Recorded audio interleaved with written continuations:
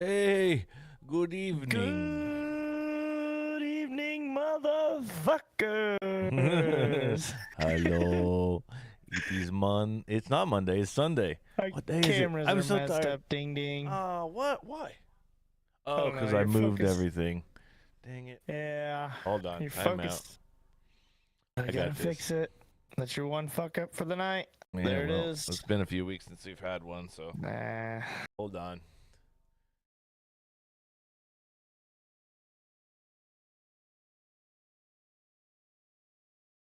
Got her. Getting there. You're getting there. Getting warmer. I feel like we're eclipsed. The total eclipse of the podcast. Yeah, it was. It was. Okay, we're back. While he's fixing that, it is April 7th, season 3, episode 17. I 17. am just dumbfounded that we're already in April. I know we say this every fucking week, Yeah. but it's just like, man, these weeks fly They by. do. It's nuts, dude. So, yep, today is International Beaver Day. Like beaver or like actual beaver or like beaver? I think the beaver with the tail, not the beaver that leaves a snail trail. One of those. Actual animal. I think I got us fixed. Today is, yeah, looks good. Looks good, ding ding. You got Thanks. it. Today is also National Coffee Cake Day. You like coffee I cake? like coffee. Yeah, I do like coffee cake. I like it. That was one of my in favorite moderation. things. That was one of my favorite things in school. Like when we had the school lunches, they'd give you like a square coffee cake, and it had like the brown sugar crumbles on the top. Oh man, that shit was good. I'd do some wheeling and dealing and trading with some people to get an extra piece of coffee cake. There used to be a place here in Terre Haute called Coffee Grounds, and they made an Ooh. actual like coffee grounds coffee cake, and it was really really good. Yeah, that sounds good. That sounds good as shit.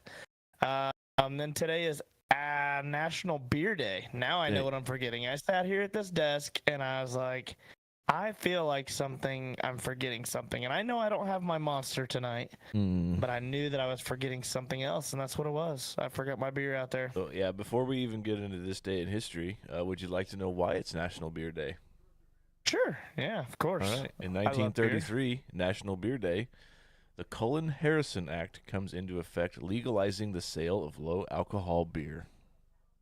Low, like NA beer or yeah, that's what I was gonna say. Some like because like when we used to go to Stouts. Oklahoma for the Chili Bowl, it was only like 2-3% or something like that. Yeah, I it didn't look was too much pretty into it, but I wild. would assume because the beer that like the ale and stuff they drank 200 years ago, if we drank like half of them, we'd be like laying on the ground dead. Yeah, yeah.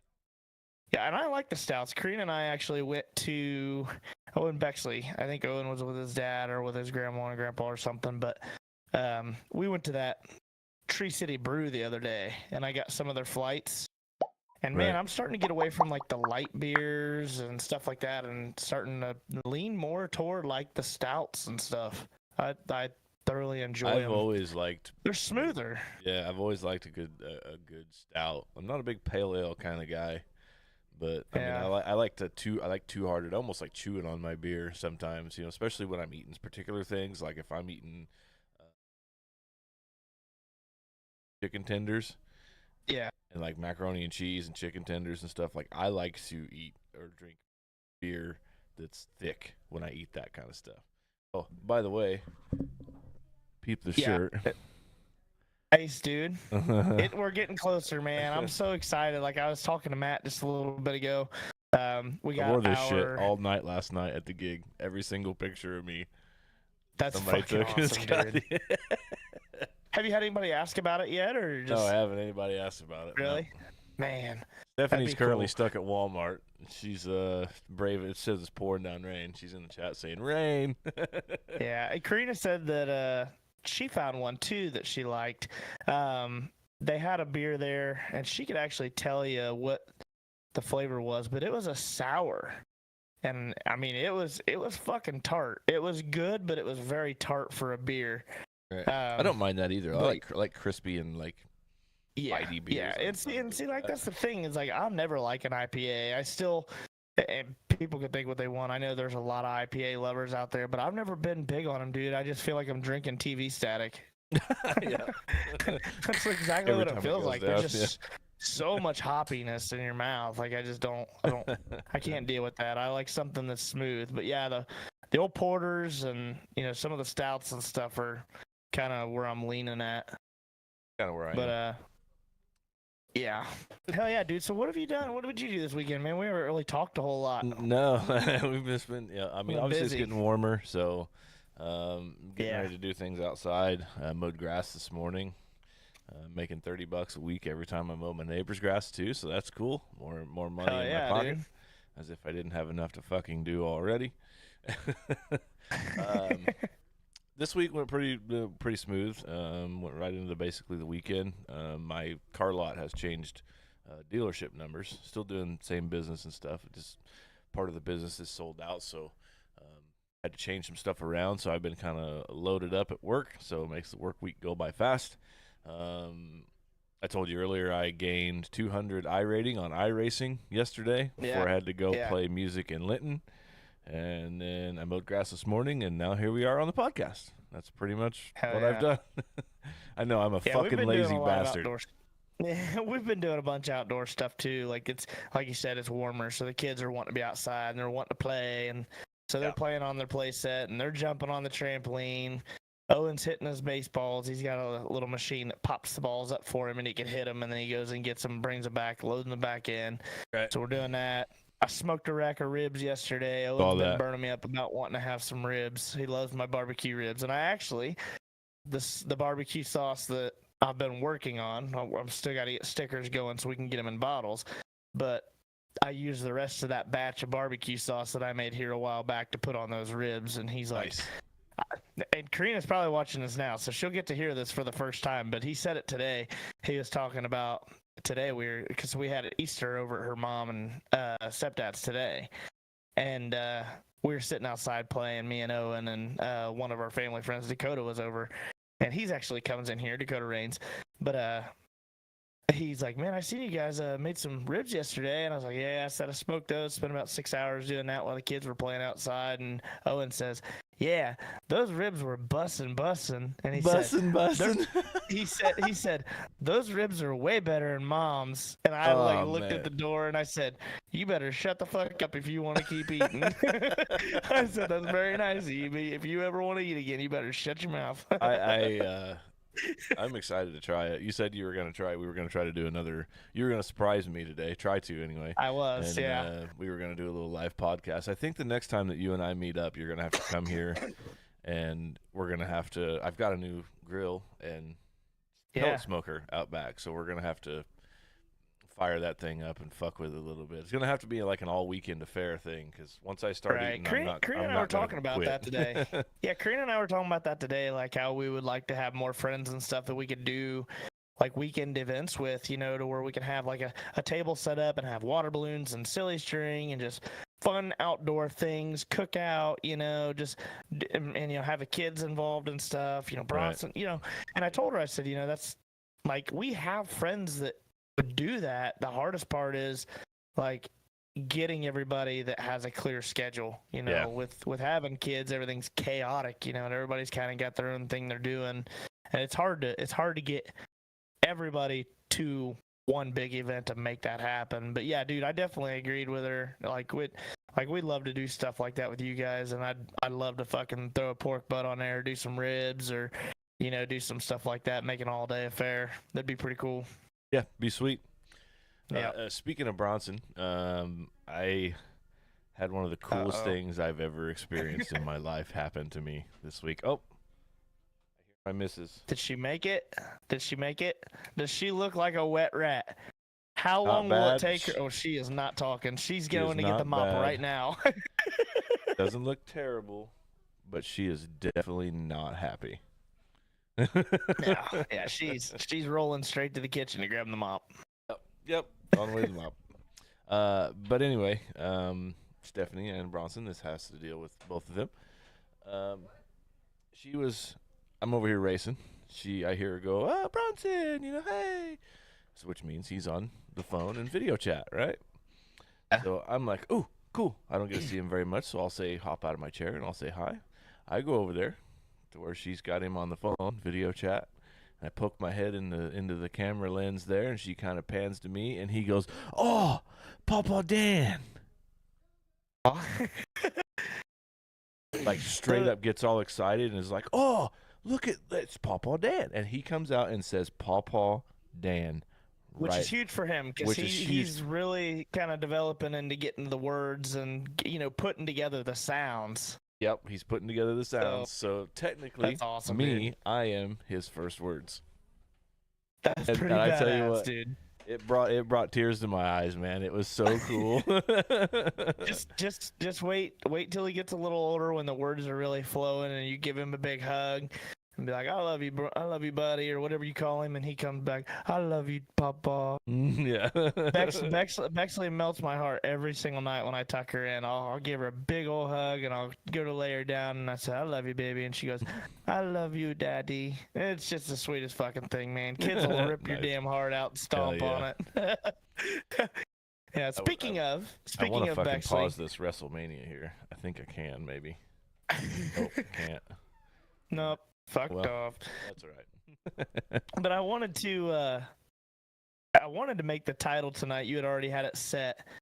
Ding Ding is the Easter Bunny. Ding Ding is the Because- Easter Bunny. All right. Yes, and what happened is we got her for Easter.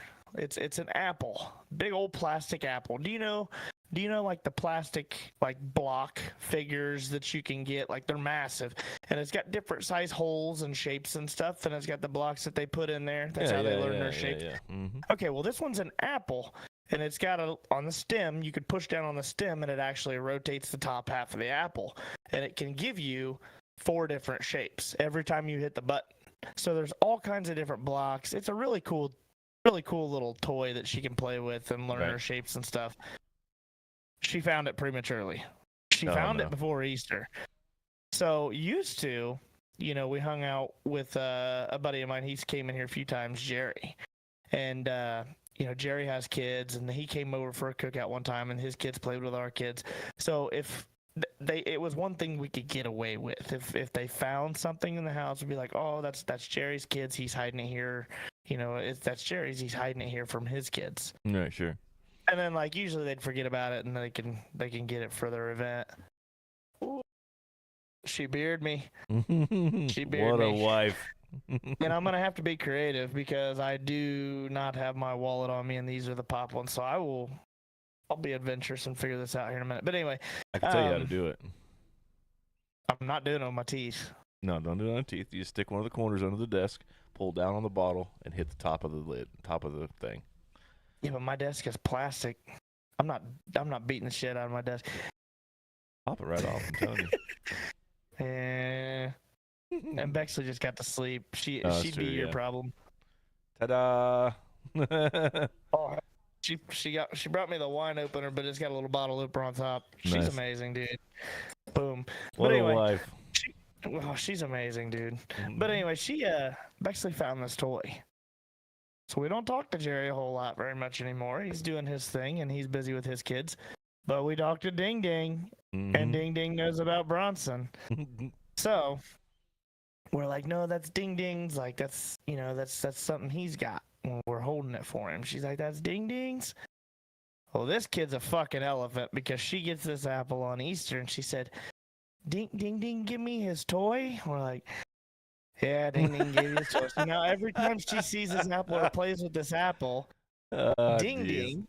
Right. Ding Ding gave her the apple for Ding Ding gave her the apple for Easter. Well, what's funny about that is you gave her one of your toys. What's funny about that is for 2 years in a row, I was the Easter Bunny at Cannonball Harley Davidson, in the little suit and the big giant head and shit. Yeah, How that was fitting. me. How fitting. How fitting. Damn. So yeah, big shout out to while we're back on National Beer Day. Blake Ginling, he's always hooked me up here with these spotted cow beers. I've talked about it before, how you can only get it from Wisconsin. And Wisconsin? I don't drink a whole bunch, so these usually last me for quite a while, and he usually keeps me hooked up. He's still got family down around the area, so when he lives in Wisconsin, but when he comes down, he'll usually hook me up with some. So Nice. Big shout out to him. Thank him. Cool. All right, let's roll into it, dude. What into happened? it. Go ahead and tell me what happened on April 7th back when dinosaurs were here. All right. I sent my money over to Brenna Hedrick today so she could do my taxes. So that is complete. Hell yeah, dude. TurboTax pissed me off. So I texted her and said, hey, I know it's late, but speaking of the Hedricks, they own a business because it's called Lawn and Landscaping, and this is their segment called This Day in History. Hedrick's Lawn and Landscaping proudly presents This Day in History. Alrighty, let's get right into it. I'm gonna kind of blow through these. I told you earlier, we got some fucking storms and shit coming, so this might be a real quick episode tonight. I want to make sure that if something hits, I got a time to shut everything off. Yeah, if everything gets hitting hard, he's gonna be like, mad. Gotta go. Yeah, loading up. In the year 30, so that's 30 years Anno Domini, scholars' estimate for Jesus' crucifixion by the Roman troops in Jerusalem, or historic April 3rd. So he rises again. When I was a kid, we had a preacher. His name was Steve, and that was his thing. And he rises again. I can almost picture like Steve Harvey doing that. This guy was like a white bearded dude of like Steve Harvey, like just kind of like funny and like kind of a big burly guy, and he had a good white attitude, beard. He's passed away now, but yeah, just a good attitude. I remember being a kid. I've shit even before my sister was born. Maybe and he rises again. In the year 451, Attila the Hun plunders Metz in northeastern France. You don't know who Attila the Hun was? He was that dude. He goes in Night at the Museum. Oh, okay, yeah. He was a Mongol. It's been forever since I've seen that movie. I love those movies. Anytime they're on, I got to watch a little bit of it. Dum Dum, you give me gum gum. Hey, we haven't done the movie thing for a while, but a good movie to watch if you're into like Batman, Joker, and all that stuff. Go on Netflix and watch the movie Joker. Joker, is that the one with Joaquin Phoenix? Don't know. I don't know names. I know faces. But it's on Netflix right now, but it's basically like follows the life of the Joker, of like how he came about, and all the way up into how Batman, the That's the story one of with Batman Joaquin started. Phoenix. Yeah. Mm-hmm. It's a very good movie. I liked love it. him. Me He's and great, me and too. Karina watched it. We had to watch it in like 3 different fucking parts because we're old and we kept falling asleep. But we finally finished it. Nice. Let's see. In 1788, big jump here, fucking 1,300 years. The first settlement in Ohio at Marietta. Time ago, so after the Revolutionary War, they're moving on west. In 1805, Lewis and Clark expedition leaves Fort Mandan on the Missouri River near what is now Washburn, North Dakota, beginning their journey to the Pacific Ocean. In 1818, General Andrew Jackson conquers Spanish Fort San Marcos in the Spanish Florida during his pursuit of Native American Seminole tribe in what would become known as the First Seminole War. You're welcome. For all your vacation spots, you can thank Andrew Jackson. Yeah. Who was the I don't know what president he was. 19th president? I was getting ready to pull it up. You got it? Yeah, I got it. Hold on. It doesn't say, though.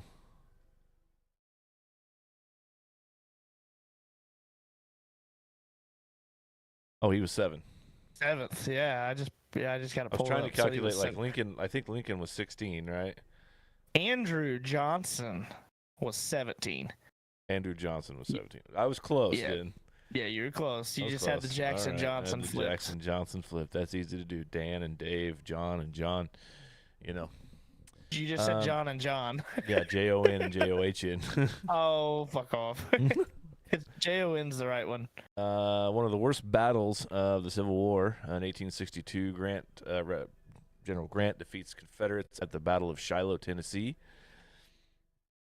I don't know if I've always wanted to go to Gettysburg. That's in Pennsylvania, correct? Pennsylvania, yeah. I've always wanted Yeah, to we go were talking there about and, that check it today. out. We were talking about that at Easter, like how I don't remember where it was or when it was. I was in 5th grade, but we were supposed to take a field trip to go somewhere. It was a Saturday field trip, and we were supposed to go somewhere like of historical value or a battlefield or something near here. And I don't know where it was. I don't remember because I didn't go. I was playing football at the time, youth football, and I decided that I wanted to play in my game first. I wanted to play there instead of go to this field trip. So I didn't go. And I remember Monday at school, I got in trouble for not going on the field trip and playing football instead and having to sit inside during recess and write sentences because I missed the field trip and chose to play football instead. Yeah. Yep. Let's see here. There's all kinds of crazy stuff here. Do you know where it was? There was the Battle of Corydon, which is the American Civil War. That's down by you. I don't. Yeah. See, that's the thing. I don't remember what it was. It was. I want to say it was an old cemetery or it was a battlefield. It was something of historical value because my teacher was like very, very big into history, and she was a sweet lady. She's actually the lady that straightened my ass up. But obviously, this was in the earlier part of the school year before we had kind of made amends, and she had got me on the straight and narrow. Right. But I had decided I'm not going on this field trip. I'm looking for resources here. Yeah, I don't know where it would have been. I don't think I'm gonna even find it here. Pigeon Roost Massacre, New Albany, Corydon. Yeah, I mean, there's all kinds of them. It may have been Corydon. I don't know, because that's a couple hours away from me, I think, Corydon is. It's down south.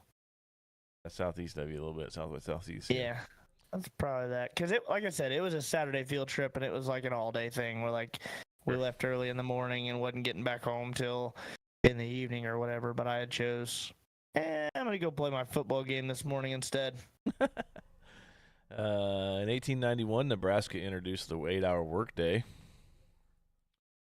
1895, polar explorer Fridtjof Nansen reaches their record 86 degrees, 13.6 north latitude expedition. It was the closest to the North Pole at that time. Wow. That's up there. Yeah, that's way the fuck up there. 1902, Texas oil company Texaco was formed.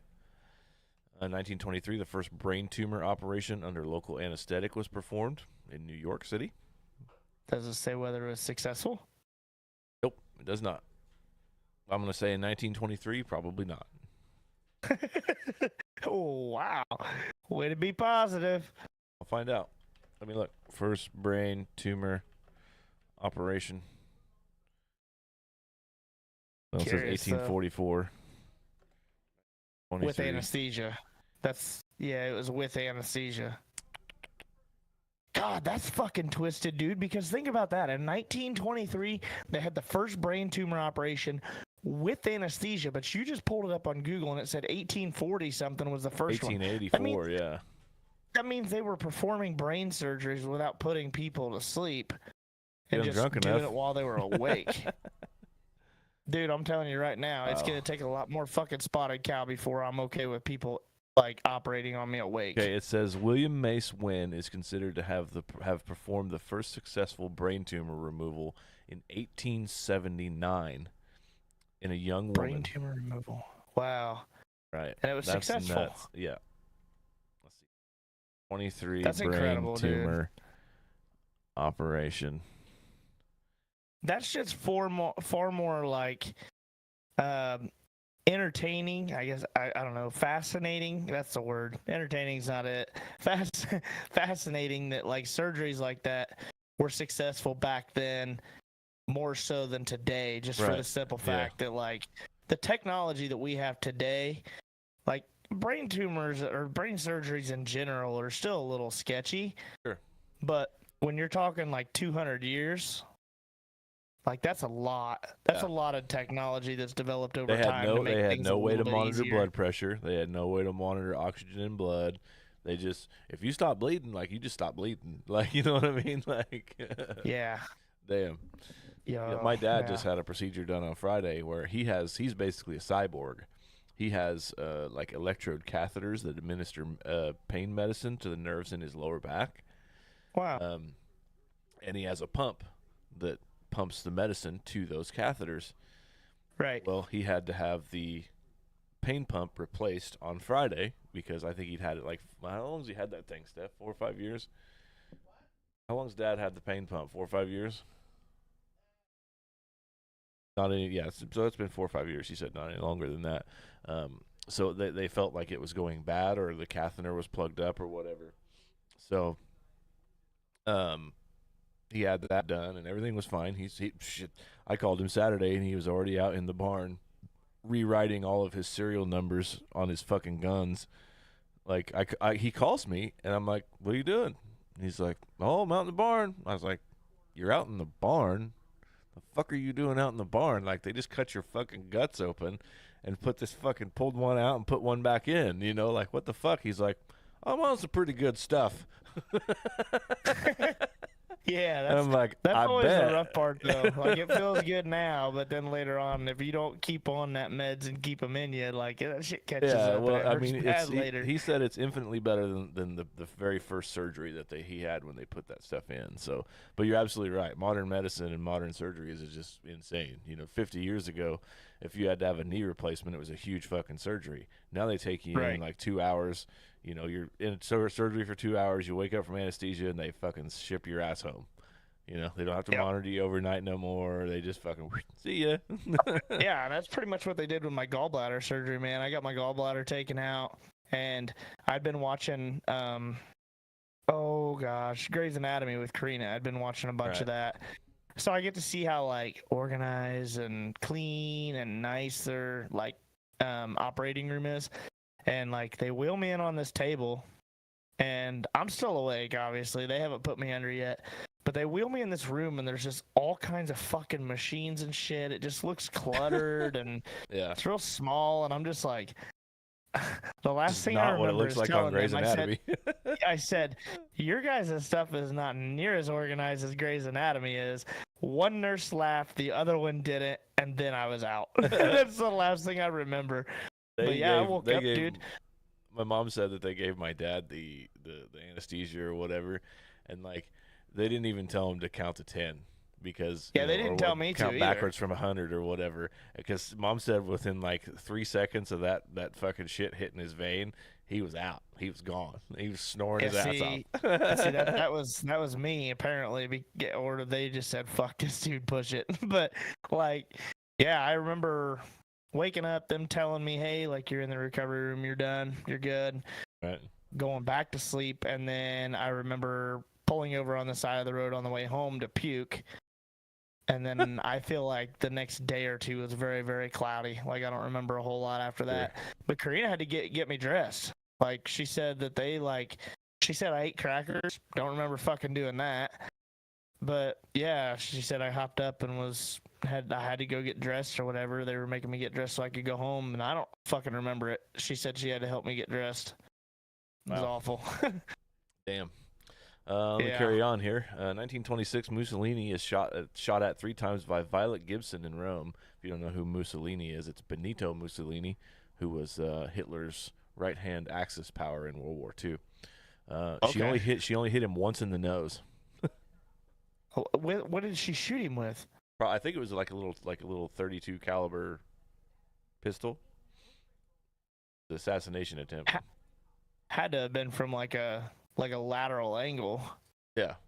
Yeah. Shoot somebody in the fucking nose, dude. That's gonna cause some problems. From 90 degrees.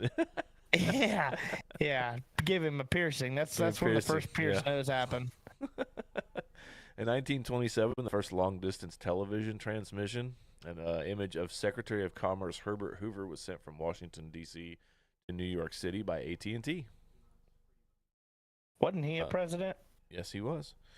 In 1933, National Beard Day. He was the 31st president. Yep. Herbert Hoover. Yes.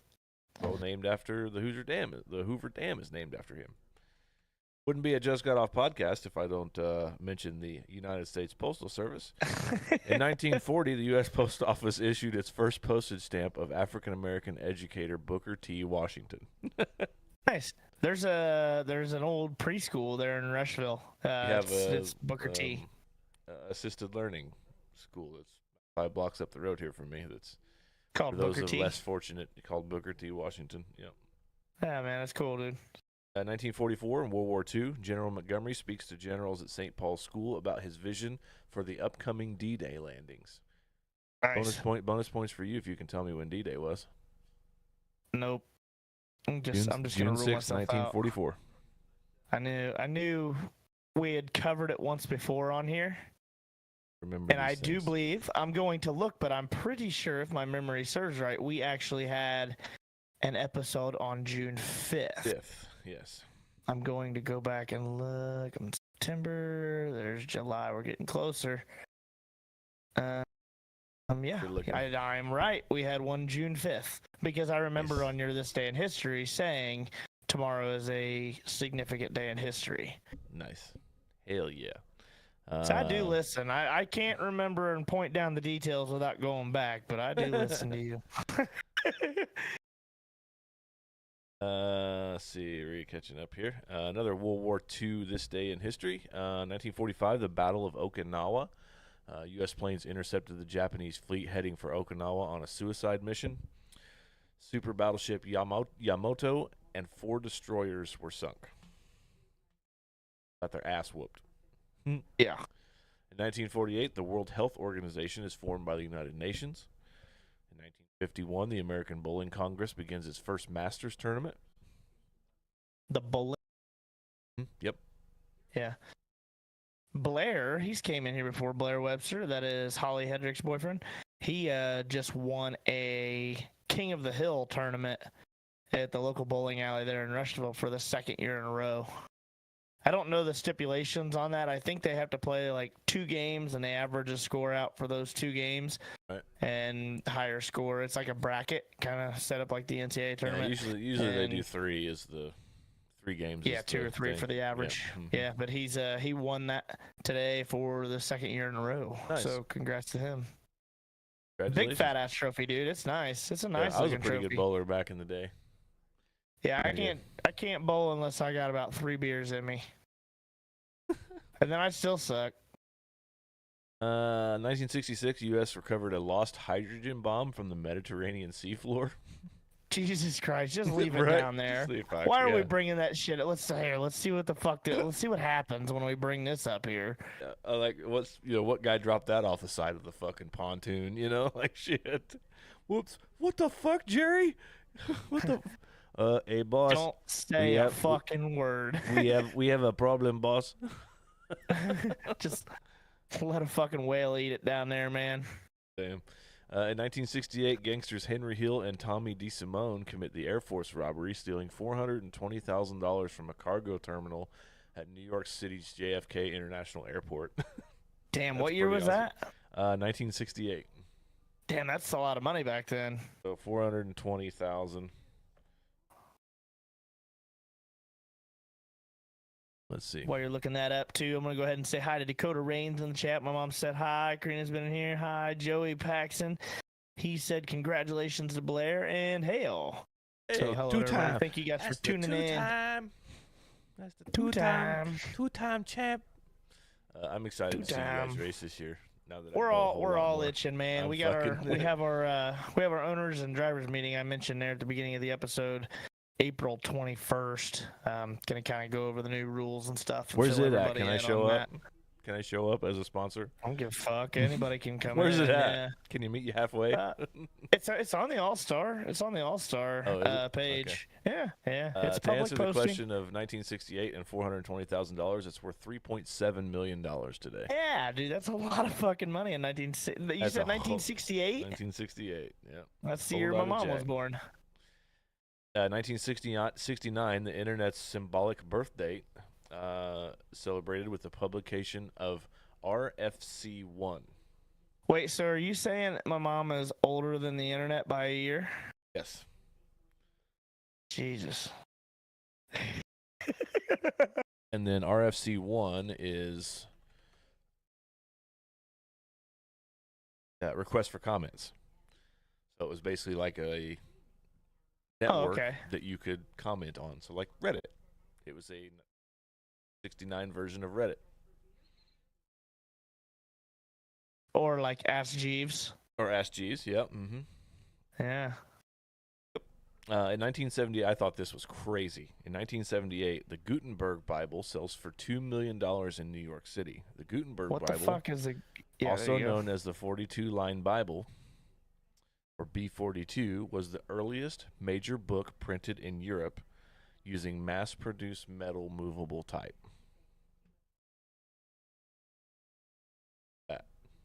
That's kind of wild. 42 lines? 42-line Bible. Yep. Wow.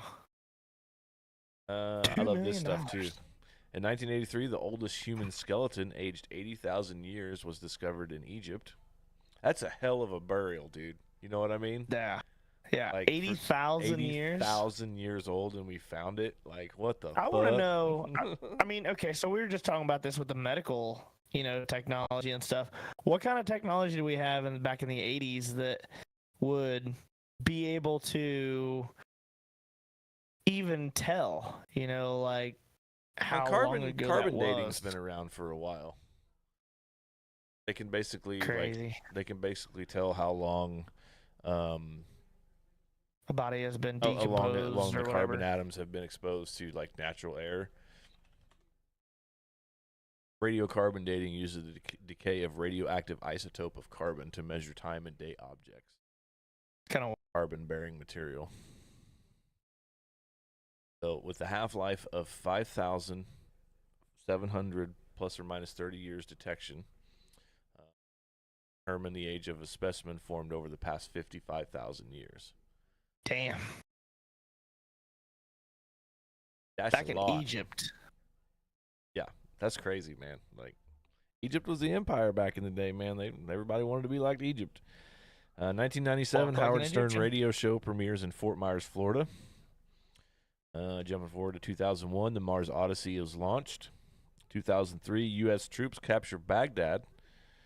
Saddam Hussein's regime falls 2 days later. Nice. Hate this bullshit. In 2016, the longest ever captured python found on Penang Island in Malaysia. 26 feet or 8 meters. That is a big fucking... Does it have the It diameter doesn't on that have the bastard? diameter, but I'm probably it's 26 Man. feet. It's probably that big around in the middle, probably the size of a basketball, a little God. bigger. Oh man, That is a that's fucking huge massive, ass dude. nope rope, dude. Nope. Do not touch. That's huge, man. Yeah. And then a couple birthdays today. Russell Crowe, Australian New Zealand actor, turned 60 today. And then Hong Kong Kung Fu master Jackie Chan is 70 today. He was born in 1954. Yeah, Karina said that. Yeah, because yeah. she was like, she was saying that like he's still acting and stuff. And I'm Oh like, yeah, man, like still I doing his still own feel stunts like and shit. I feel like he should be older than 70. Like I just feel like he was like 60 when I was a little kid. Have you ever seen the movie Shanghai Noon with him and Owen Wilson? I don't think so. Oh man, there's a scene where they're in the bathtub and they're getting real drunk on tequila, and he, in his Asian accent, he goes, "Uno más." Anytime somebody says you want one more, I'm going. I can just think of his shit in my head, going, "Uno más." My mother-in-law did some dumb shit today. So, like I said, we celebrated Easter over at their house today. We spaced it out an extra week just because we weren't feeling worth a shit last week. But it's not a family event over there unless I bring some alcohol. So I brought some Screwball whiskey. I brought some of that Orange Dreamsicle moonshine. You know how her mom took a drink of the moonshine? She didn't get a shot glass. She didn't just take a sip. She took, and I'm sure you guys have had to do this for Bronson if he wasn't feeling good. Like, do you know the little droppers for the ibuprofen? Syringe That's what dropper. she did. She took a 5 milliliter syringe dropper and pulled 5 milliliters out and took the moonshine like that. What the fuck are you doing? What a doofus. Yes. Oh, by the way, with some carbon dating stuff you were talking about, my mom commented in the chat and said, check out the Body Farm in Tennessee. It started in 1981. It studies decomposition in different climates, etc. I'll check that out. It's kind of sick. That's kind of wild. Yeah, it's kind of fucked up. How is that legal? I mean, is that just like a probably donations to what science kind of and license? shit, you know? Yeah, but still, what kind of license and shit do you have to have? Permits what kind to of have license dead bodies just hanging out? What kind of license did the government have to fucking pull out of thin air and charge you fucking $6 million for? Yeah, just be like, I think I want to do this for a living. Send me your bodies. Weird. There you go. This has been Hedrick's Lawn and Landscaping, this day in history.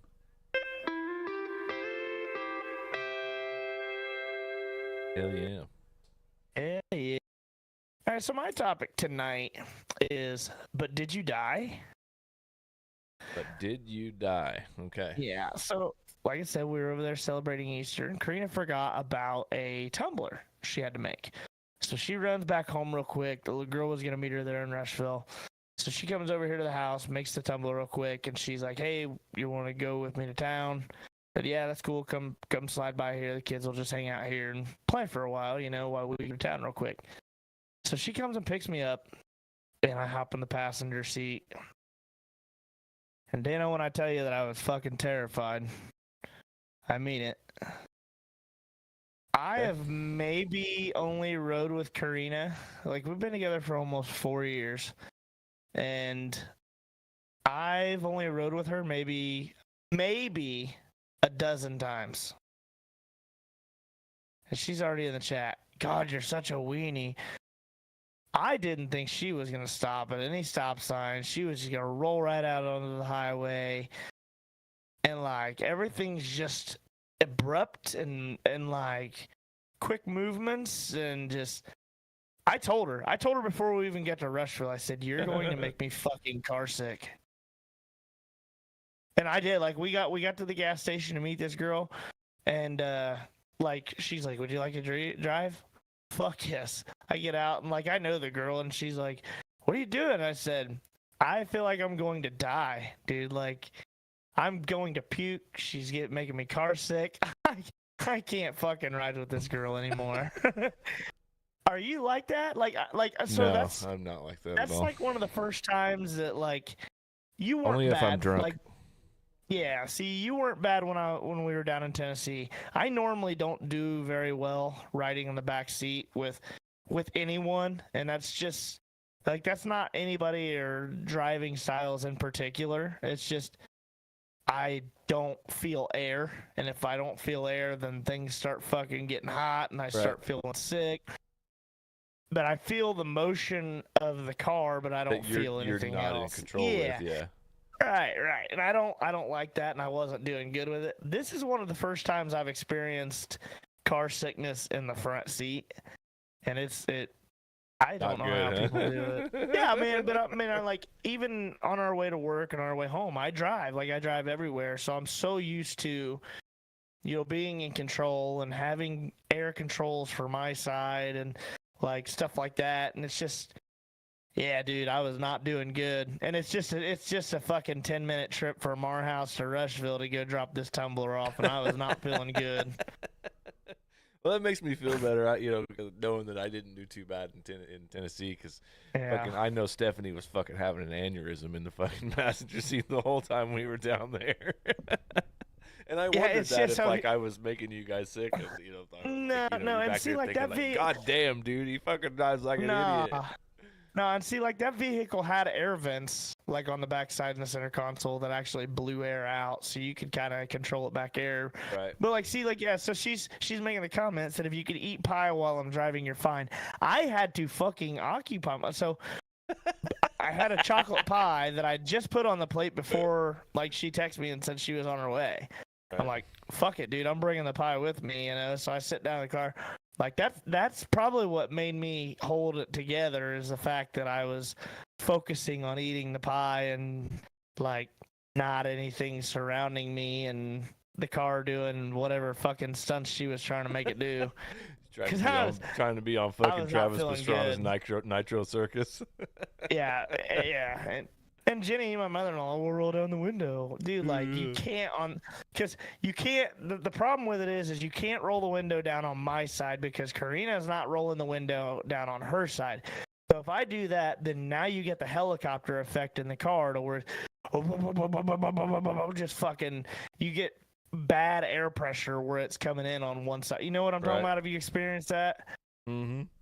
Yeah, so rule that out too. Yeah, we call it the helicopter effect, but yeah, I was not doing good. I just didn't know how you do. That was one of the things that I was wanting to discuss on how you do with riding with people. If you have to be in the front seat or if you have to be driving. I usually have to be driving, but recently I don't want to drive. Like yesterday, I made Stephanie drive down to Linton. Because it's like we have a kind of a little agreement now that if it's daylight, she drives. My time, I drive, and it saves me a little bit of time. I mean, I'm normally like yesterday. It's about 45 minutes to an hour to Linton, and I was nose deep in sports book, fucking making bets and. Yeah, we talked about that stuff this week too, doing some parlay building. I had one yesterday or today that I put together this morning. It was a home run parlay. It had 7 legs. I put $1 on it. It was 4,716 to 1 odds. You're gonna hit one of these, dude. I almost did today. Goddamn Aaron Judge fucked me out of a $4,000 payday. That's why the fucking New York Yankees suck. Yeah, see, and that's the problem. See, I told you about this the other day. I told you, like, those are fun to do, and I used to love doing those and putting the parlays together.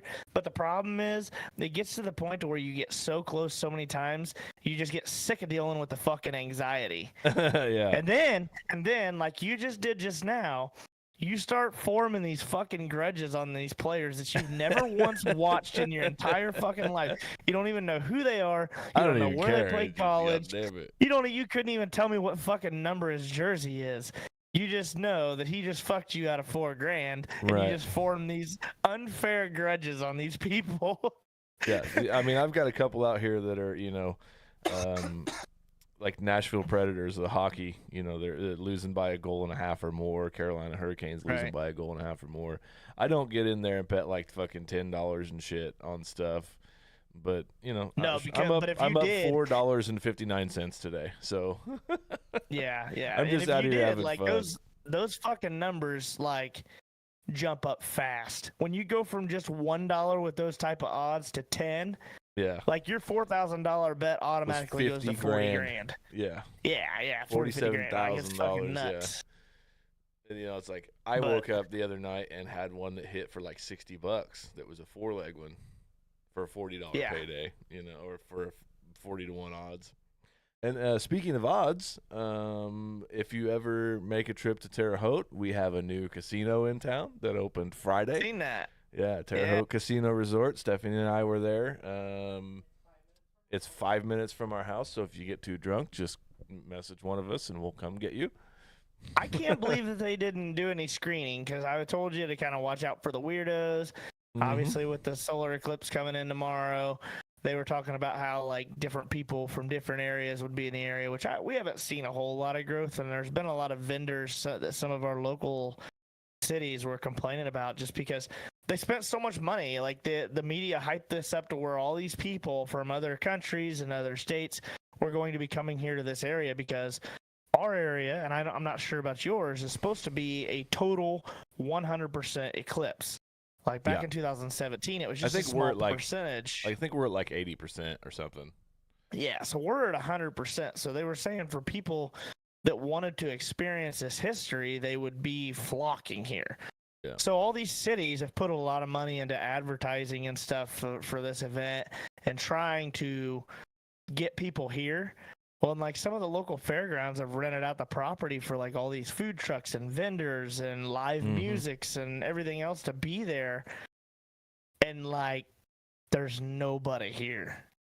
And like, even I seen somebody post it, like, you're not going to get them here because like some of the local, hotels, dude, they were charging almost $400 a night for a Holiday Inn. They were price gouging just because of it. That's the way You're it works not nowadays. Get normal people that want to experience that to pay $400 unless you truly are somebody that just wants to watch. Like that is their fucking like thing that they wanted to do. Like that's their studies. That's their hobbies. Right. I'm not going to travel somewhere to see that. I'll say like if that 100% was in Montana and it's 50 or 60% here, guess what? I'm still staying home. I'll just be happy with what I get on my percentage. Yeah, I think they actually have it on the. Let me open my radar app up here. Yeah, and like Rex is a truck driver, and he just they've got the he path. said, I've been to Bloomington, Brookville, Liberty, and I ain't seen anybody. Like he's sitting there saying, it's pretty messed up. Like it's pretty messed up that everybody blew all that out of proportion. I'm not saying that tomorrow is not going to be a cool experience. When is it supposed to happen? Like 3 o'clock. Oh, 3. Well, then there you go. People are going to show up at like fucking 8, 9, 10 o'clock in the morning. And set their shit up. When you drive a food truck or food trailer in there, that's what happens. They're not sitting there the night before waiting at a racetrack for the next day. You know what I mean? Yeah. So Matt Davis rented his house out for $2,500 for the weekend. Wow. Like, did it actually sell? I mean, did it rent out? Did somebody actually pay $2,500 for a weekend? Yeah, kind of like that. But it's still just like people, like. There's not hardly anybody here because they price gouge on hotels of $400, but I've got a strong feeling that Rex is getting ready to reply and say, that $2,500 sold out. Well, I mean, in like Linton, where I played this weekend, there weren't just normal Linton, like some friends of ours have the cinnamon roll trailer. They had their cinnamon roll trailer set up in kind of a prime location. Dottie's, right? Yeah, Dottie's cinnamon rolls. Yeah. They're good. I had one yesterday. I'm good for a little while until festival season kicks off. Shout out to them. Yeah, shout out to you Steve talk about and Jerry. them a lot on here. I like that. They get free promotion from the Just Got Off podcast. So yeah, they're set up down in Linton, and Linton is one of the towns that's in like path of totality. Yeah. 20 minutes south of here is basically when the totality path. We're right on the edge, so it's gonna be. I think we're like 80 or 90% of totality here. So, and in 2017 when we had the other one, I was out on lunch on my Harley, like riding around. Like it was Right. cool. Like it was a neat experience, you know. So it was just one of those things where it was like, I get what you're saying, but I'm sure that Joe, thanks for the like, man, appreciate it. Hell yeah. I'm sure that people will show up tomorrow, and you know, I mean, I totally get it. It's if it had been on a Saturday, it'd been a huge fucking thing. You know what I mean? But like Yeah, but you said, got to think there's so many places that have like tomorrow we're not working. That was one of the big reasons why I was like, well, fuck, I might go surprise Dano and do a live episode with him in person yeah, because our work was like genuinely worried that there was going to be so many fucking people in the area because they were talking about it being a gridlock situation that right. they made it a no production day. So they shut down tomorrow just because they thought that the travel was going to be so fucking ridiculous. Like, obviously, us getting to work wasn't going to be an issue, but, dude, we normally get off at 2:30 in the morning or Yeah, so 2:30 you're in right the in the fucking afternoon. middle So of we it, would have yeah. been right in the middle of it, and they were worried that we were going to have problems getting home safely. So they canceled the production, and now there's, like, fucking nobody. Like, there's nobody around here. It's business as usual, man. Like, and like Rex, it'll he's happen. off tomorrow because all the elevators are closed. There's no school here in Connorsville tomorrow. Tara said a lot of banks are closed. You know, it's wild that the media has blown this up to be so big, and that all the sheeps followed and I mean, because like for me, it's a no pay tomorrow. It's not a Right. fucking holiday. I don't get paid to be off tomorrow. I just lose a whole fucking day of work. Over what? I got to be at work tomorrow. Yeah, Over what? You know, it's just like, I don't know. Well, I mean, it's a safety concern is the biggest thing. You know, people are just gonna fucking pull over the side of the road on the interstate, and it's probably gonna be fucking gridlock for 4, 5, 6, 10 minutes, and then 4, 5, 6, 10 minutes turn into people trying to merge back onto the road, and then there's accidents, and I mean, it's all gonna happen at once, and that's what they're fucking worried about. Is that like? Yeah, I'm gonna watch this shit from my backyard tomorrow. Walmart don't close for fucking nothing. Everybody knows that. No, fuck no. They only close for Christmas. They're just as bad as the fucking post office. Here we go. Yeah. So anyway, top off my topic. Women can't drive. I can't sit in the passenger seat. I can't sit in the back seat. I get car sick. And dude, like the whole thing about it too is like, I was thinking about it because we've talked about it's so hard just because we've talked about doing like vacations and stuff, talking about just driving and doing that, but it's like it's one of those deals where you almost have to try and fly just because the trips are so long with kids. It is a little bit more money, but dude, it's just one of those deals where you just got to kind of bite the bullet and make it to where your sanity is more important. But like Karina's talking about, well, we could just drive through the night. I don't think I can. After riding with you today 10 miles, and no fucking way I'm going to be able to ride, take a shift with you and you drive for 8 hours because I'm not going to sleep. When we went to Florida, man, I'm going to be Stephanie, trash. I drove for like 15 of the 17 hours. Stephanie made it like an hour and a half. Yeah.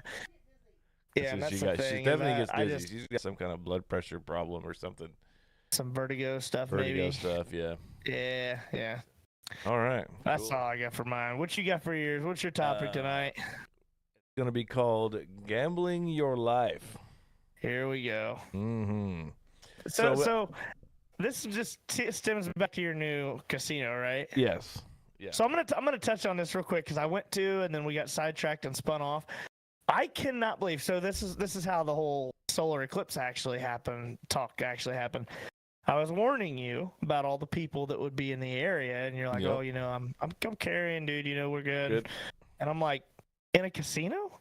Mm-hmm. And you're like, "Yeah." And I'm like, "Dude, our casino like screens that shit. Like when you walk in the doors, like you got to walk in, you give them your ID, they scan your ID to make sure 1, it's legit, 2, you're of age, and 3, to see if you've been banned from that location before. It's all in their system." Right. And then you walk through a little metal detector, and if they suspect anything, they got the wands and they can do all that. No, absolutely zero tolerance for weapons and shit. You said they didn't even check IDs. Neither one of us. We went in, later in the evening, it slowed down a Is there little a bit. There station for it? I mean, I'm not there's gonna be like disrespectful here, so I don't want Stephanie freaking out in the fucking background. You guys obviously look like you're older than 21 years old. yes, So there is gray in my beard. Yes. if you guys go and sit down and order an alcoholic beverage, you're not gonna get carded. You guys just look like you're older than 21, which is fine. But like, man, I just feel like a new place like that, you would try and at least limit every little fuck up that could go wrong by letting minors or people with weapons, and stuff like that into a facility of that nature. What I was surprised at, because back in the day, the Caesar's Palace down in New Albany was the same way. They basically carded you, and it was like, fucking get in there and go have fun, go lose all your money. You didn't have to walk through metal detectors. They didn't wand you. They didn't do nothing.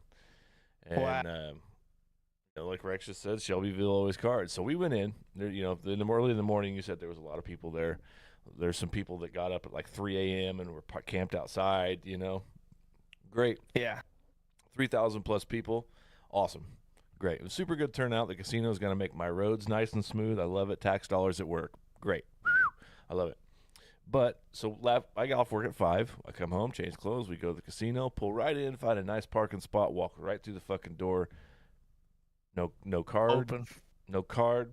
No Nuts, metal dude. detection. Yeah, see, hey guys, welcome to the Terre Haute Casino and Resort. Have a good time. That's crazy. Peace out. And see, like Rex is saying, Shelbyville, which is the casino I'm talking about. Shelbyville always cards me. That is protocol for Shelbyville. It doesn't matter if you're fucking walking in there with a walker and you're 90 years old with the biggest hunchback you've ever seen with tennis balls on the bottom of your walker. They will ask you for ID. Yeah.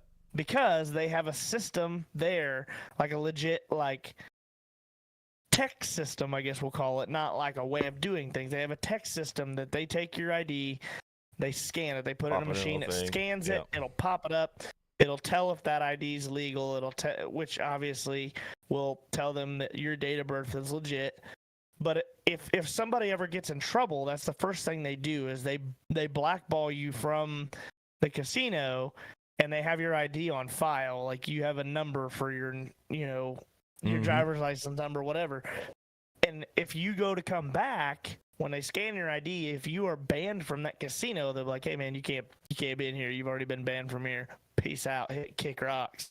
So it's not how old you look or anything there. That they have a tech system that tells whether you're supposed to be there or not, and actually checks the legalities of who has legit identification and who doesn't.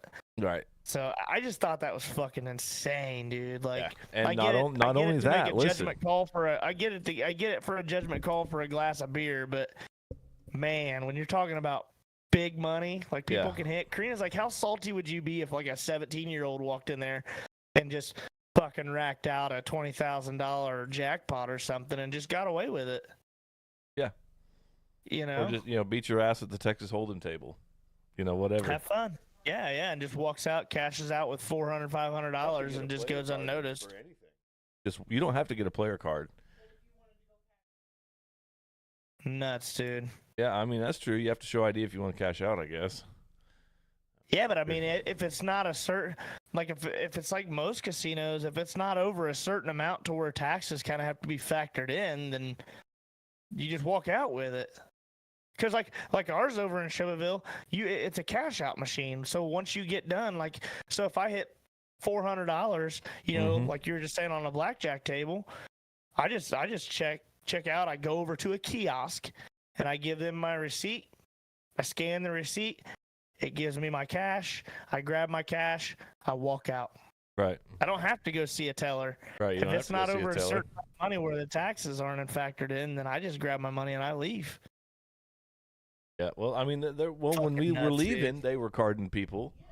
So we went in, and we gambled a little bit, and we decided that we weren't going to wait 2 hours to get something to eat. So we left, went to Olive Garden, had a nice meal, came back, didn't get carded again. But on the way out the first time, they were carding people, putting their thing in a little ID scanner, and their pictures were popping up on the screen and shit, Normal. 2 times we walked in and out of there and never got questioned. So Wow. there you go, All gambling right, your life. And let me ask you I've this: bum rushed your topic enough. You can go on with what no, you're you're saying. good. We were just going to talk about. That. What limit do you, when you go to a casino, like what game are you playing and what limit do you put on yourself? Like, Man, I lost I don't. $120 and I still feel sick about it. I would feel absolutely like I just got raped, man. Yeah. Dude, there's a lot of things that I can go spend money on entertainment wise, and I feel okay because I feel like I get something from it. And gambling's never been like playing like little bits in here on FanDuel. Mm-hmm. I guess with FanDuel, as I'm thinking about it in my head as I'm talking, I feel like gambling on games, you almost feel like you have a chance. Yeah. And that's what I like about the whole parlay thing. It's kind of like, skill based. Yeah. You can kind of choose what you got and what players you want to go with and what teams you want to go with. But I think I've always felt like with casinos that like I don't trust the system, I think. But like Rex is saying, $50, I'm usually done, man. Like I'm gonna be honest, and you can call me fucking cheap ass if you want, dude. If I lose $20, I feel like I got raped. Yeah. Like it's just that bad. Like I don't know, man. I could spend $20 and that may not even buy me and Karina movie tickets or something. That what $20? $20 won't even buy one entry for one of our escape rooms. Most of them are sitting about $25-$30. Like I'm cool, like, and that's the fucked up thing about it. And that's like I said, I think it's what I take from it. I can drop $60 on me and her to go to an escape room, and I'm happy. I'm cool. It's only an hour long, but I spend $20 at a casino, and I just feel like I'm a fucking idiot, and like I'm a failure, like I'm a fuck up, and that I'm irresponsible. Like, well, I told Steph today. I said, if you want to take, $10 out of my check or whatever, and just put it in an envelope for casino money, once a month, out of each one of my checks, or once every 3 months, we'll take $120 in there or whatever, and just go pump it in a machine. We'll hit max bet a bunch of times, and we'll just leave. See, that's normally what I do. Is I play the $20 and I play in like penny machines. And I think here it is. That now I'm getting to it. I just don't understand how that $20 in a penny machine, even on max bets, max odds, like I could go in there and be done in that machine in 5 minutes. Yeah. And I think that's the sickening part to me. Yeah. Is how fast it can go, and just like how I feel like I did put like $20 in. Like I'm risking it on the machine. Gone. Like I feel like I didn't have any control. I didn't have any skill level to alter that or change it or put myself up. I just feel like I'm at a huge disadvantage in there, and I don't like that. Yeah. You say you put $20 in, and in 5 minutes it's gone. There's 12 5-minute sections in an hour. I'd rather spend $50 to see a prostitute play with one of those creature cocks we talked about on another episode than spend $20 on myself at a casino. Yeah. The only thing that saved me was Stephanie said that, like, don't feel bad about it.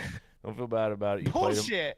You play tomorrow night, you'll make that money back. But then I'm like, I could have saved it and I'd have twice as much money now. Right. But it's fine. Right. Like, you play all the factors the whole fucking time walking. Like, that's the worst. It is such a shame, like, walk of shame. As you're walking out of that place, like, you're going back to your car and, like, you get the parking garage and you're just driving out and it's like, man, I'm hungry, but I just fucking wasted money. So now we don't have money to eat on. Like, you just play the whole fucking pity me, I'm poor card, all the way home. And it's $20. Yep. $20 ain't a lot, but it just makes you think nowadays about the it ain't. No, hell no. irresponsible behaviors that you just fucking created. Yep. Yeah. The pretty lights, the dings, the bells, the games, the people, the environment is all cool. Right. But it's one of those things that it's almost like you got to just go to watch people watch, But see, that's just as bad because the one time you watch fucking old Jim hit, $3,000. It's just like, Right. fuck off. A lot of I people went on our with a friends group of list. guys one time. And what is the game that's got the wheel and Roulette. it's got like, yeah. So I watched it was me and my buddy Logan and one other guy, and we walked in there, and this dude was good at roulette. Like, he had a system of like, okay, well, I'm gonna play this section and then this section, but I'm always gonna have $5 on green, and like, because the odds if you hit that green is just like, if you put $5 on it, I think every time you hit it was like $75 or something. It's 35-1. Yeah, so I mean, like, we're sitting there, and dude, he throws like $40 on the machine, and before we know it, he's at like 700. Right. And like me and Logan both dropped $50 that night, and we're done. Like, we're not spending anymore. We're out. We're just following this dude around like a fucking puppy, watching him, win like $700 or $800. And he just keeps hitting, and then it starts to go down. He's like, I've had fun, man. I'm good. You guys ready to go? And we're like, yeah. And he goes and cashes out, and we're just like, fuck this dude, right? And he turns around, hands us both each $50. He's like, here's your guys' money back for the night. Right. There's always that one guy, Like, yeah, and he like gave us our money back, and like, so we wouldn't feel so bad. And he still fucking, made $550-$600, and I'm just like, what a guy. Got your money back, yeah.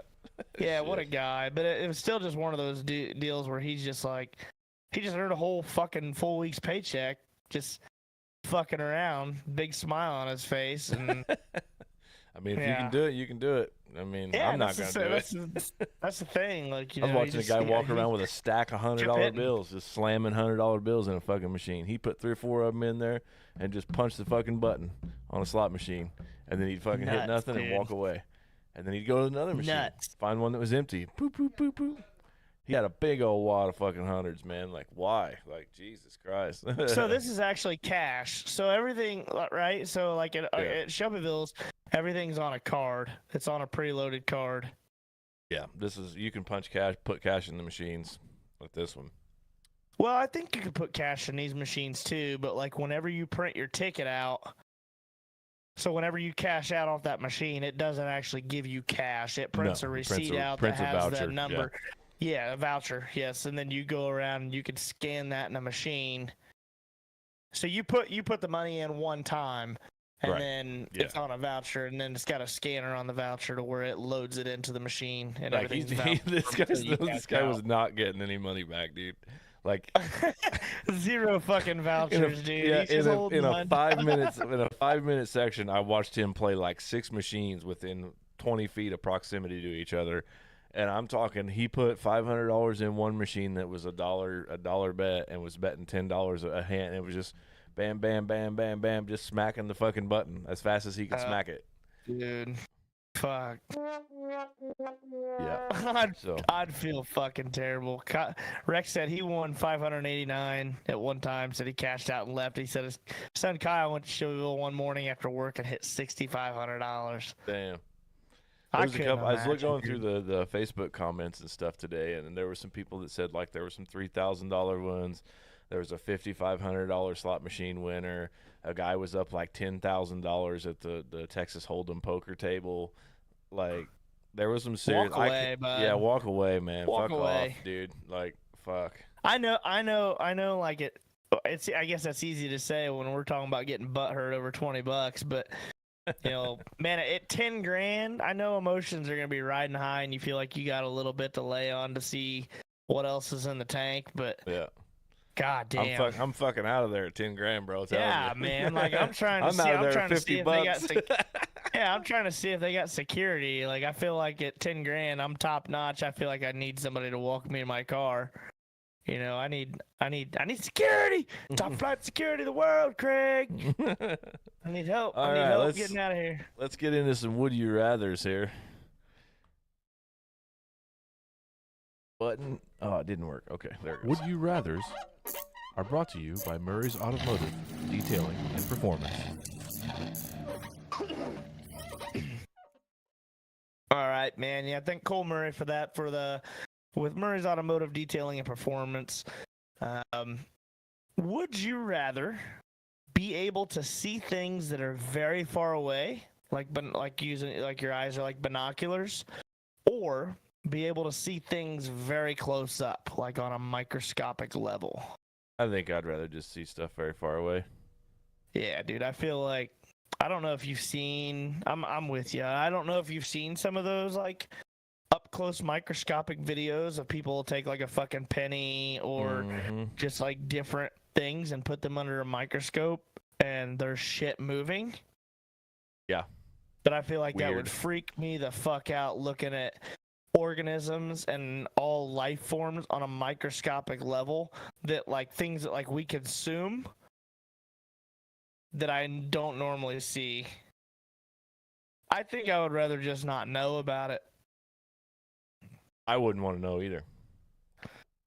I'd rather just see. Because there's some creepy shit. I'd rather see that deer way far away out there in the middle of that field. You know what I mean? Yeah. Yeah. I wanna See count what kinda- how many ticks. Yeah, I want to see how many ticks he's got on his pecker. I don't need to see how many microorganisms are hanging out on the tick on the pecker. Right. Yeah, it's kind of fucked. All right, let's go to the roll on to the next one. I know you got some weather coming in, so let's keep pushing this. Keeping an idea right on the radar here. Just want I to make know sure we don't you got get a lot. fucking You blasted. got a lot of machinery over there. I did see my computer parts came in though. Yep. I did get the update. Hell yeah! I see RAM and hard delivery drives. notice. Woohoo! Fuck yeah, dude! I'm excited. Let's see. Would you rather be able to eat pancakes as much as you wanted without damaging your health, or be able to eat as much bacon as you want without damaging your health? Bacon. Dude, I'm the same way. Bacon. Like we with those ribs last night, we smoked those ribs, had some mac and cheese, and Karina was like, "Man, I want some baked potato." I was like, "Fuck yeah, dude!" So let's make those. And so I got some extra stuff at the store the other day, so we can make some loaded baked potatoes and have threw some bacon bits on there and some sour cream and some cheese and the butter. The works, baby. And yeah, man. And it's like, I don't know. I kind of felt like this question didn't pertain to me. Maybe I'm still at that age to where I don't really give a fuck what I eat and drink does to my health yet. Because I don't really pay it. I know. I'm not almost a 40 yet, so or older. But you know, I'm still young enough that I don't pay attention to the calories and the sugars and shit and the greases and the cholesterols and everything else that pancakes and bacon or other things for that matter even do. But yeah, I still would pick bacon regardless. I know, too. but they say bacon's not good for you, but I'm telling you what, man, like my grandma lived to be 90, 92 years old, and that woman made a lot of bacon. You know. So we just talked about your computer parts. That is one of your hard drives. Thing's little, dude. Funny to think that all that information gets stored on that little bitty chip. little bitty chip. How big are those? About the size of a stick of gum. No. Like memory wise. Oh, 256 gigs. And there's two of those. There's two of those, yeah. Yeah. I have another 500 gig just regular hard drive I'm gonna put in there for you too. So what is that, like 1 terabyte then? Yeah, it'll be 1 terabyte. Put Math games is on fun. one, your operating system will be on the other, then you'll have some backup storage for all of your designs and Nice. stuff for Mob Designs. We're getting there, dude. Like I got some. We're gonna start putting some things together here too for, hopefully for baseball season. We got some templates that I've kind of Nice. messed around with and played to make some license plates. Some like, basically looks like some rugged, like a baseball, but it's got the stitchings that go through the corner of the license plate, and then I can go on there and customize them and put like the kids' names and numbers and stuff in there for their family if they want to buy them. Cool. We can Hell yeah. we can print those here and press them. Fuck yeah. So hell yeah, we're having a good time with it, man. It's doing pretty good. It's slow and gets busy, but it helps out a lot. I mean, you don't think about it until you're in different situations, but Let's roll with it. Would you rather eat a sandwich made from 4 ingredients in your fridge that are chosen at random, or eat a sandwich made by a group of your friends of 4 ingredients in your fridge? So let's say either let's say, way, let's either say way, here that's we go. gonna Here we be go. the nastiest fucking sandwich you can possibly eat. buddy. Well, you don't think you get you don't think you can randomly choose 4 ingredients from your fridge to make a sandwich? I don't even know what's fucking in my fridge. Here. This is how I feel like this has to go. You make an inventory list of everything that's in your fridge, right? And you know that random wheel generator that I use to do like the draft picks for our chili bowl pool? Yeah. I think you need to put the inventory list in that wheel generator and spin it 4 times and make a sandwich of those 4 items that it picks. So that's how you would have to do it. Or me and Karina, Richie Chubbs, and I will get Frog to come over there, get to pick 4 ingredients to make a sandwich for you. Which one would you rather do? I think I'd rather do the random wheel generator, honestly. Are you shitting me? You Feel like I don't feel like trust you there's enough- motherfuckers, man. you feel like there's enough inedible stuff in your fridge that you wouldn't trust us to make a sandwich that wouldn't hurt you? Inedible for me, yeah. I don't trust you motherfuckers, man. Fuck. My luck, it'd be fucking goddamn, fucking the water out of a fucking tuna can, fucking mayonnaise, mustard, and fucking like. Well, hold on. Y'all keeping your tuna cans in the fridge? No, I'm just saying. No, it's got to be in the fridge. It has to be a fridge item. I don't know what's in there. I'm just saying it could be something weird like that. I don't know what she keeps in there. It ain't fucking pizza in the deep freeze, so I don't give a fuck. There's a lot of fucking anger in that fridge right now because she came home wetter than a fucking old barn cat, dude. She was. Fuck yeah. Yeah. There's a lot of kept up anger in that fridge right now. Yep. Yeah, I'm gonna go with the random wheel generator, man, because I just spin the think that wheel. would be fun. I'm gonna do the same. Not just because I don't trust my friends, just because I think that it would be a fun experience just to try. But yeah, that's all I got on that. That's the 3 would you rather's there. Right so on. What do we got here for just big a thank you to tip? Cole. This one comes. We'll just leave this one anonymous. The just a tip topic tonight is your voice matters. I guess I'm trying to read through the messages here. The context on this is if you feel a certain way about something, don't be afraid to say something because things might change if you do say something. It's better to say something than to be silent and just let it go. Kind of like in relationships or, being able to express your feelings. So, Okay. and I don't think that just has to be necessarily tied into relationship stuff. I mean, that just I think it'd be life for, in- for yeah, just life life in in general general. for anything. could be at a professional deal too. Like I've got a perfect example. Like the other day, I had signed up for Saturday. Yeah, I'd signed up to work yesterday. I'm kind of glad I didn't. I had a really good day. I got a lot of individual time with the kids. I get to do some baseball and football stuff with Owen. I get to play with Bexley with her little play set outside and sliding and swinging and doubles and doing that. And I get to do some cuddle times with Mason. But anyway, I signed up for Saturday's work. It's all voluntary, but they got to a list and I kind of got booted from the list. Kind of based off of seniority and stuff, but I kind of felt like I got fucked, honestly. And Sure. With us being off both a full week before, neither one of us got a paycheck last week. So I was trying to do what I could to pick up a Saturday. Saturdays are usually pretty easy peasy, especially if the spraying, no cockiness intended, but if the spraying kind of comes natural, and it's easy for, people like me. It's an easy day, you don't have the pressure of the line going as fast. But anyway, I just had concerns on why, I had done a bunch of Saturdays before because they normally had to base it off of seniority, but they also had to base it off of a list to even out the overtime. You know, to where, yes, seniority does play a role, but obviously if you are on the seniority list and you're getting a fuck ton of overtime, they have to evenly distribute that about other people to try and level it out. That way everybody gets a fair shot of making some extra money, you know, for their families. But you know, I wasn't aware that there was some changes made within the last contract for the union and stuff.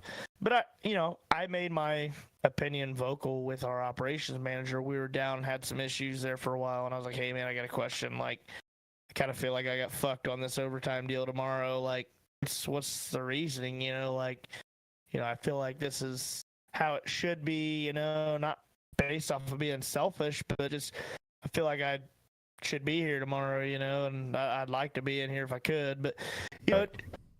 It didn't change anything, but it did change the fact that I didn't have to sit there and stir on why. You know, he was very, very professional, and he's a good dude anyway. I get along with him very well. He's very intimidating for a lot of people, but I could talk to him just like I'm sitting here talking to you. You know, like we get bullshit and whatever, and he's a cool dude. But you know, he did explain it to me on a professional level to give me understanding on why, you know, the decision was made how it was, and you know, whether that's how I felt or not, that's what it was, and I respected that and went on.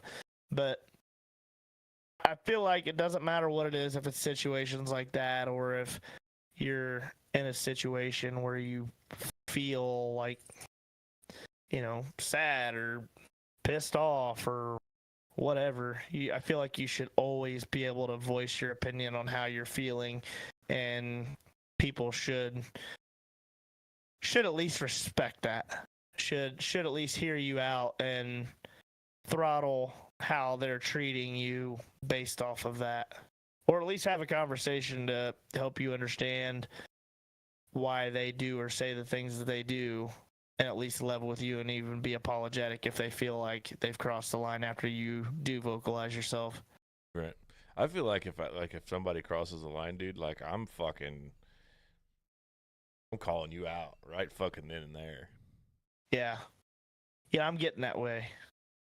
Like there's some things. I'm to the point where I just don't give a shit anymore. You know what I mean? Like if I see you, if you're in Walmart and you're fucking being an asshole to some lady, you know, or whatever, just a situation. If you're just being a dick in general, I don't give a fuck. If you're 9 foot tall and 385 pounds, I'm calling you the fuck out. Hey man, don't be a motherfucker, dude. Like what the fuck is wrong with you? Yeah, like I try to be like if it's a situation like that, I would try to be nice first. I'd be like, hey, like what's the situation? Like what's going on? Yeah, fuck that. You know, and fuck and that, just dude. Nice gets you fucking let nowhere. Them know that. Let them. Well, I mean, it basically some people do. They feel like they're on a power trip, but as soon as somebody that's not involved says something, a lot of people will back down quick. If they know that other people are watching and it's very apparent that all eyes are on them mistreating somebody or doing something wrong, a lot of them have that flight, you know, mentality to them. So, you know, a lot of the times you'll figure out that unless they're on a major power trip, if you're just like, hey, like what's the issue? Like what's going on? What the hell's going on? You know, if you say something like that, a lot of them will just be like, they'll back down. Fuck it, man. It ain't even worth it. You know. Yeah, they'll, exactly. I see it on videos and shit all the time where, you know, that's usually what ends up happening is they end up running away because they don't want any more attention. They don't want the managers. They don't want law enforcement. They don't want anybody. Yeah. You know, I was watching one they know earlier they're wrong. where this fucking weird dude was one of those Facebook reels or videos or whatever. Right. Dude was standing there, like, had his cool ass fucking sunglasses on, and a guy was on a bike, filling his motorcycle up, you know, at the gas pump, and this guy is standing there like, fucking punching his, you know, aggravating the shit out of this guy, and the guy warned him, said, if you don't fucking back away from my motorcycle, I'm going to punch you in the face. And I'm going to beat your fucking ass all over this parking lot and this gas station. Why was he even over there to begin with? He was just there to aggravate the guy.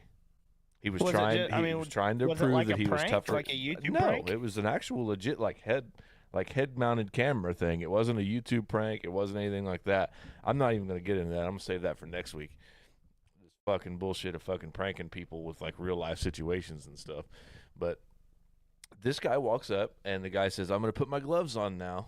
And I'm gonna get on my motorcycle and I'm gonna leave. And so he takes his wallet and he sets it on the bike, the seat of the bike, and he puts a glove on. And the guy fucking reaches out and touches his wallet and doesn't say anything, just touches his wallet. And the guy just hauls off and fucking nails this guy in the fucking face. And the guy goes, "Oh, what'd you hit me for? I warned you. I warned you. You're in my personal You're space. in my and now personal you're touching my space. And now you're financials." touching my fucking things. I warned you. You were going to get fucking punched." And then the cops show up and the video cuts off. Unless this isn't a fucking self-service gas station and you're not here to pump my gas, get the fuck away right from off, me. dude. Yeah, go away. It's Like, I don't give Tara a shit. just said, Like, Tara most works, of the Tara time, works at Walmart, and she says this just happened in my store last week. A guy was hitting a girl in the parking lot. We had to call the cops. Another guy had stepped in and tried to stop it. Yeah. You know, like, and the thing is like, your voice matters, man. yeah, Step your up, voice man. matters. Like, hit that motherfucker with your gallon of milk. If he's beating her ass, hit him upside the fucking head. Yeah. You can defend yourself. Say he was beating her ass, and so I had to stop him. There was no one there's here. cameras. There's cameras. Even in that And thing, see, you a know, lot of people are fucking worried about it because they feel like it's an internal affair and it's not their business and stuff like that. But dude, some people just like, I don't know, dude. I've never been one to just let shit, like if I feel like, obviously if somebody's having an argument, most of the time if it's just a verbal confrontation, I'm not stepping in. Like I love drama as long as it's not mine. I like to watch other people's shit as long as it doesn't get out of hand. If they're just using words and like having a disagreement, that's one thing, but like I don't think I could ever walk away from a physical altercation where I felt like somebody could get hurt. Yeah. I don't think I could that's either. Not something that I'd be able to walk away from. Yep. Yeah, but Mom said anymore though, that's how you get shot, and well, but the thing is, if I see a woman getting her ass beat, I carry too though. Yeah, so I mean, it's one of those deals where, my family will always fucking come before anybody, and if I feel like somebody is in my personal space and risking my safety and my family's safety, like we're gonna play nice for a little bit, and then everybody's got that breaking point to where enough is enough. Go away. Yep. Go away. But then there's always that defense of people who are anti-gun and anti-violence and say, if because you they carry don't a gun, realize because they don't realize that they cross the line. They think it's fucking funny. Well, then they always say that, well, you value your life and your things over somebody else's life. Absolutely, I do. Yeah. If you value your life, you probably shouldn't go and mess with somebody else's things. You need to reevaluate how much you value your life as comparing to mine. My life has no relevance to anything that you do, period, until you get me involved. And when you're beating a kid's ass or you're beating a woman's ass or you're chewing out a fucking Walmart cashier or whatever, at that point, you're choosing to make an ass out of yourself. And then at that point, you're choosing to get someone else involved, whether it's a good Samaritan or the police or the sheriff or whatever. You made a choice to make an ass out of yourself. I'm going to make a choice to be step in and remedy the situation and be a good human being, whatever it is. It has nothing to do with my conscious choice in my brain of going, oh, I'm just going to shoot this motherfucker because I value my life more than his. No. I value the person's life getting their ass beaten more than I do yours because you lost all your fucking respect when you decided to be a fucking dumbass. Right. Tara mentioned that here too. She said that's what we was afraid of. We told the other guy to please let the law handle it. He was ready to beat the shit out of the guy hitting the woman. And yeah, I mean, it is a risk, but it's one of those things that, like, I don't know, man. Some people just need to be put in their place, and your voice matters. You stepping up and defending that person could save their life. It could be one of those toxic relationships where she is beaten all the time, that he is very physical with her to the point to where, he may one day kill her. Right. And having that voice and stepping up and creating that distance, and even like them calling the law, that's good. You could be there and be that guy to take his attention off of her until law enforcement gets there. And that might be the only break that woman needs to create distance, right, to get help and get protection and give her a second step at life. It is a risk, dude. I mean, I understand what my mom and Tara are both saying. It is a huge risk to be able to do that. But I mean, I don't know, man. I've just, some people have it and some people don't. Some people, and there's nothing wrong with that. There's some people that would rather be conservative and sit back and not get involved with it. But there's some people like me that just get a fire in my fucking gut that just knows that that's not right and would do anything to protect somebody that's innocent. An innocent bystander. Doesn't matter who the fuck you are. If I feel like you're at risk or in danger, I'll always step up and say something. Like I said, I try to handle it nicely first, just so it doesn't put that person in a defensive tactic method, is like straight out of the gate and feel like they're threatened. But it is one of those things that I do try to the nice method, where I would try and, hey, what's going on? What's going on here? Like, is everything okay? And let them know people are watching. You are fucking being watched. Yep. Stop acting like an asshat and reevaluate your guys' behaviors right now. You see something, say something. Always speak up. I mean, you don't have to do it in an aggressive manner. Like I said, you could always go about it the kind method and ask. And if they tell you to mind your own fucking business or whatever, call. It ain't gonna hurt. It ain't gonna hurt. Call, and if they get physical, kind of just be a distraction, man. Make them focus on you for a minute and give them a little bit of time to get there, because once they get there, but especially if they've been in trouble with the law before, I promise you right now, if they've been hit with a taser or pepper spray before, they'll act out real quick. Pull them off the belt, they're not gonna want to go through that again. They back down pretty quick. Yeah, we had an instance where there's some people who live a couple houses down from us. Windy ass day, it's fucking blowing like 20 miles an hour. They're out in the fucking backyard burning leaves. The whole fucking neighborhood smells like smoke.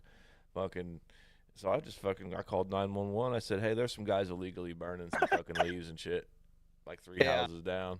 Next thing you know, it's on fucking Paul's scanner and shit. Something like that. You don't let the leaves sit there and fucking just smolder and smoke out the neighborhood. I don't give a flying fuck if you're cooking your fucking barbecue or whatever, or right, whatever.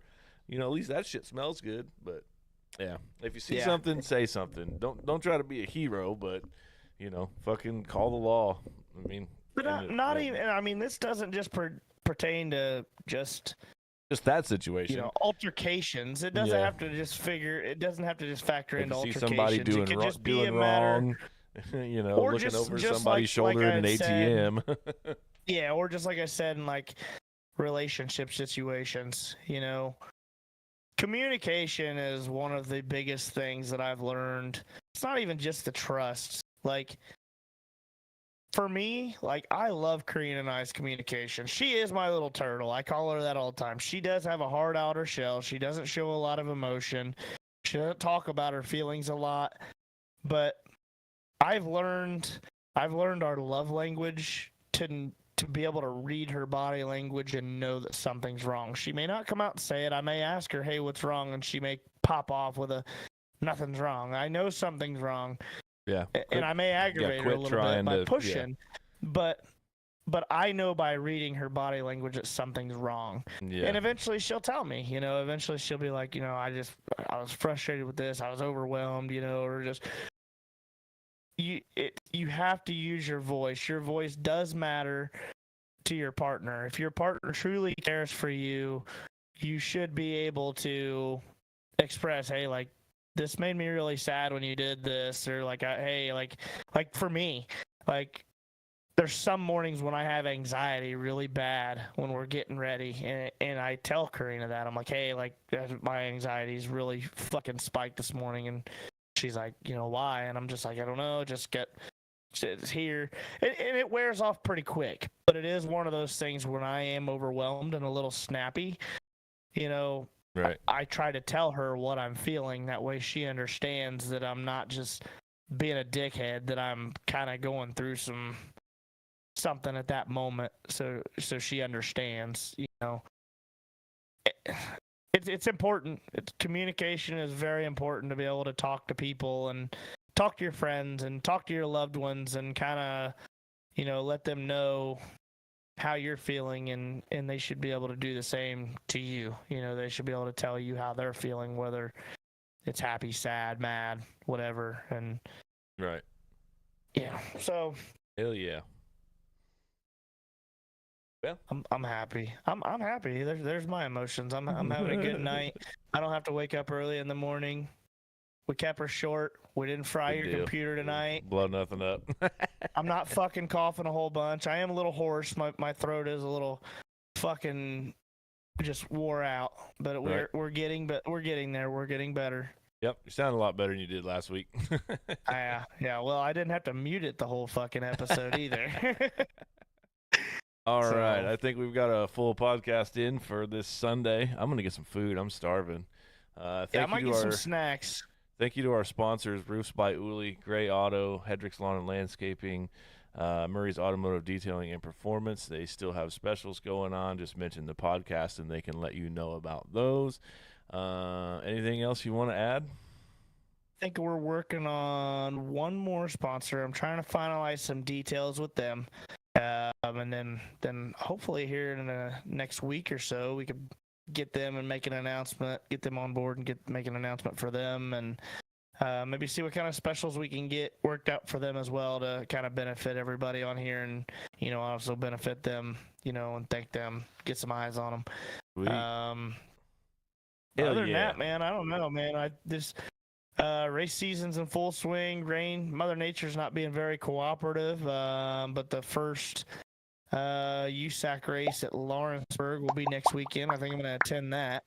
Yep. I think I'm going to go down there and check that out. I Check out probably the won't new be track. there, but I'll be watching it on Flow.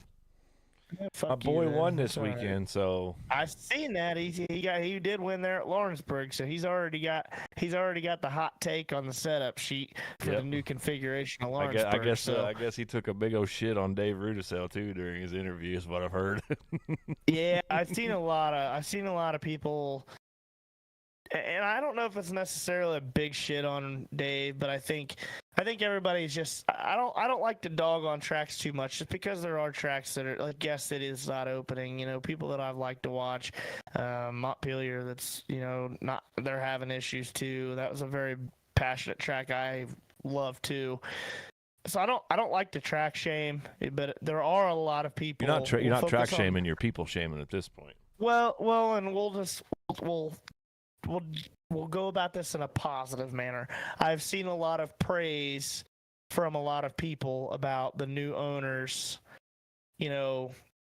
doing more. They're getting more equipment on the track and doing different things and trying things and making the stuff a little bit better and make things work. So, big thanks to the new promoters down there in Lawrenceburg for making some changes and taking on that responsibility. As an official, I know that it is overwhelming to deal with racers and teams and just to try and run a show in general. I can't imagine being a promoter and having that much money and stuff invested into it as well. So Lawrenceburg could be sitting down there empty right now. So big thank you to them for stepping up and Yep, coming on board, keeping the track alive. trying and trying to make a difference, and giving all of our guys all of our racers that we love to watch every weekend a place to come race and do what we love. So Hell I think yeah. that's it, man. I think All that's a right, man. podcast. Sounds good. Thank you to our sponsors again. Got some weather coming in here, and I need some food, so we're going to shut everything off. Thank you guys for being here. We appreciate you. Make sure you like and share and subscribe to all the social medias and stuff. I am working on a plan for the merchandise website, so Yeah, and that I'm out posting there, that so- right now. Yep, there's still merch available. If you want something special, make sure you message the podcast page, and we can get that made for you. Other than that, we will see you next week on Sunday. Hell yeah. Peace out, Excellent. guys. Adios, motherfuckers.